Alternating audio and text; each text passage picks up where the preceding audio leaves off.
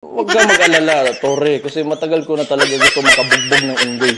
Kung gusto mo lang talaga ng suntukan, bakit kailangan mo pa ng charity?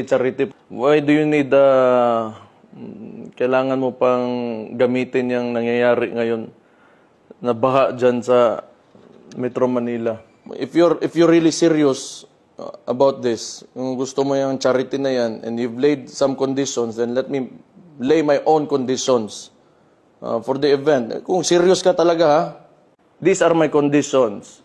Pakiusapan mo yung amo mo na presidente and let it come out of his mouth that all elected officials should undergo a hair follicle drug test. Papalagan ko yung charity mo na yan.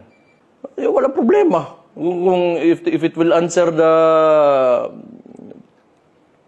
the issues nitong bansa natin,